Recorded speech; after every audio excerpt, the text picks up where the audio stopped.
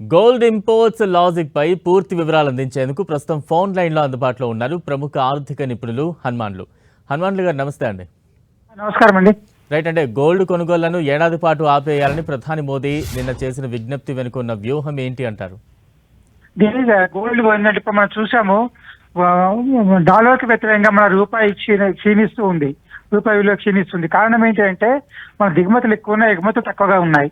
అయితే దాంతో పాటుగా మన దిగుమతులు కూడా ఇంతకుముందు ₹80, $60 ఉన్న ఏది మన బ్యారెల్ అది 110 పెరిగేసరికి ధర పెరగడం అవుతుంది. అదే మాదిరిగా మనకు ఫారిన్ ఇన్వెస్టర్స్ ఎవరైతే ఉన్నారో వాళ్ళు కూడా విత్డ్రా చేసుకోవడం వల్ల కూడా ఈ యొక్క మనకు డాలర్ మీద రూపాయి విలువ తగ్గడం జరుగుతుంది. అంటే దీనివల్ల మనకు తెలిసింది ఏంటంటే మన సాధ్యమైనంత వరకు మనం స్వదేశీ వస్తువులను వాడాలి, విదేశాల దిగుమతి తగ్గించుకోవాలి అనే ఉద్దేశంతో మోడీ గారు చెప్పడం జరిగింది. విదేశీ దిగుమతులు అత్యవసరం వాటిని తగ్గించలేము. ఇప్పుడు పెట్రోల్ డీజిల్ కంపల్సరీ ఉంది కాబట్టి తగ్గించలేము, కానీ గోల్డ్ మొత్తం నిత్యావసర వస్తువు కాబట్టి దాన్ని పోస్ట్పోన్ చేసుకోవచ్చు అనే ఉద్దేశంతో చెప్పడం జరిగింది. అదే మాదిరిగా ఇప్పుడు గత సంవత్సరము ఇంచుమించు 20 టన్నుల బంగారం దిగుమతి చేసుకోవడం జరిగింది.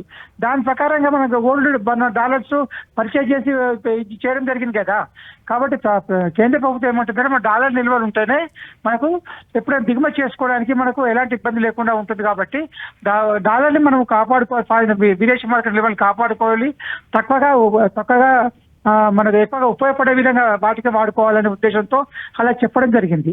అంటే అదే మాదిరి ఇంకోటి కూడా చెప్పారు, విదేశీ ప్రయాణాలు కానీ లేకపోతే విదేశాలకు కొన్న వస్తువులు కానీ తగ్గించుకోండి అని చెప్పారు. అవి కూడా మనం ఆలోచించాల్సిన అవసరం ఉంది. భారత ప్రజలుగా మన బాధ్యత ఏంటంటే మన దిగుమతి తగ్గించుకోవాలి, దేశీయం తయారైన వస్తువులు వాడుకుంటే మన దిగుమతి పైన ఆధారపడి తగ్గుతుంది.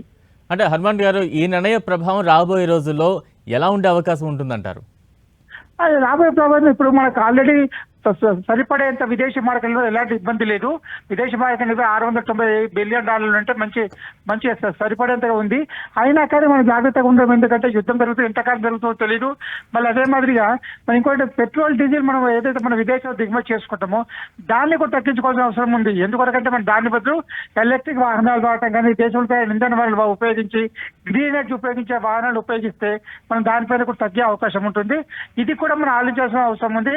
గోల్డ్ ఏంటంటే నిత్యావసర వస్తువు కాదు కాబట్టి దాన్ని పోస్ట్పోన్ చేసుకుంటే చేసుకోండి సలహా ఇవ్వడం జరిగింది.